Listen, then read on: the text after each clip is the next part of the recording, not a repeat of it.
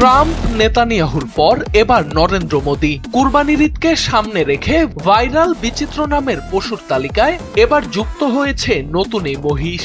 তবে শুধু নাম নয়, মহিষটির অস্বাভাবিক লম্বা দাড়ি আর ভিন্ন রকম চেহারাও নজর কেড়েছে সকলের। নারায়ণগঞ্জের একটি খামারে দেখা মিলেছে অ্যালবিনো জাতের বিশালাকৃতির এই মহিষটির। পুরো শরীর কালো হলেও কপালের সামনের অংশ সাদা আর মুখের নিচে ঝুলে থাকা লম্বা সাদা দাড়ি তাকে দিয়েছে আলাদা পরিচিতি।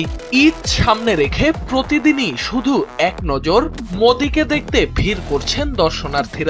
খামার সূত্রে জানা গেছে, শুরুতে মহিষটির কোনো নাম ছিল না, তবে সামাজিক যোগাযোগ মাধ্যমে ভিডিও ছড়িয়ে পড়ার নেটিজেনদের মধ্যে শুরু হয় মজার আলোচনা। অনেকেই এর সাদা লম্বা দাড়ি আর চেহারার সঙ্গে নরেন্দ্র মোদীর মিল খুঁজে পায়।